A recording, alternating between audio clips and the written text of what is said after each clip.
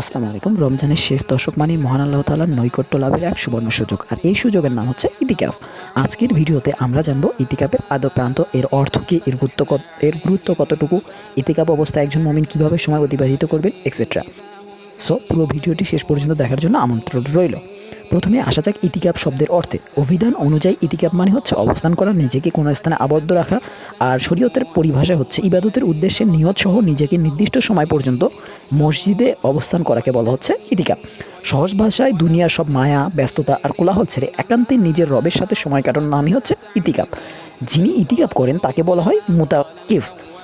এবার আসি ইতিকাফের প্রকারভেদে। ইতিকাফ প্রধানত তিন প্রকার হয়ে থাকে। ওয়াজিব ইতিকাফ, যদি কেউ মানত করে, যেমন যে আমার এই কাজটি হলে আমি 2 দিন ইতিকাফ করব, তবে তা আদায় করা হবে হচ্ছে ওয়াজিব।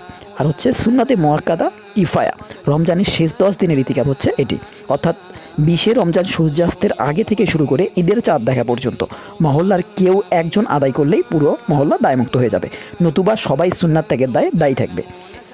And the last one is নফল ইতিকাফ, যে কোনো সময় নিয়ত করে অল্প সময়ের জন্য মসজিদে অবস্থান করা হচ্ছে নফল ইতিকাফ। হজরত আয়েশা সিদ্দিকা রাদিয়াল্লাহু তাআলা আনহা থেকে বর্ণিত, তিনি বলেছেন যে নবী করিম সাল্লাল্লাহু আলাইহি ওয়াসাল্লাম আজীবন রমজানের শেষ দশকে ইতিকাফ করেছেন, এমনকি তার ওফাতের পর তার সম্মানিতা স্ত্রীগণও ইতিকাফ করতেন। এর গুরুত্ব কেন এত বেশি? কারণ রমজানের শেষ দশকে লুকিয়ে আছে হাজার মাসের চেয়েও সবচেয়ে সেরা লাইলাতুল কদর। তো একজন মুতাকিফ যেহেতু মসজিদে অবস্থান করবেন, তাই তিনি ঘুমিয়ে থাকলেও ইবাদতের সওয়াব পাবেন এবং খুব সহজেই লাইলাতুল কদর তালাশ করতে পারবেন। ইতিকাফ অবস্থায় আপনি ফরজ ইবাদতের বাইরে কি করতে পারবেন? অবভিয়াসলি অতিরিক্ত নফল নামাজ, কাজা নামাজ এবং কোরআন তেলাওয়াত করুন। জিকির, আজকার, তাসবিহ, তাহলিল, দোয়া দরুদ ইত্যাদি পাঠে সময় ব্যয় করুন।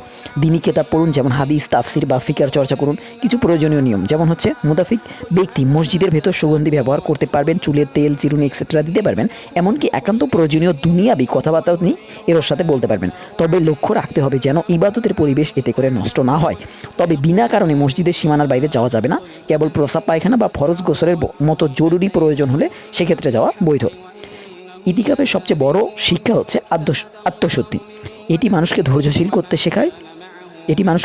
হতে শেখায় এবং আল্লাহর প্রতি পূর্ণ নির্ভরশীলতা তৈরি করে। হাদিসে এসেছে, যে ব্যক্তি আল্লাহর সন্তুষ্টির জন্য একদিন ইতিকাফ করে, আল্লাহ তার এবং জাহান্নামের আগুনের মাঝে 3টি খন্দক সমপরিমাণ দূরত্ব সৃষ্টি করে দেন, যার প্রতিটি খন্দক আসমান এবং জমিনের দূরত্বের সমান।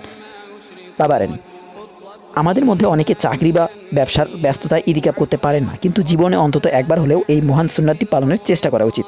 আপনি যদি একবার ইতিকাফের নিয়ত করে থাকেন, তবে অবভিয়াসলি কমেন্টে জানাবেন।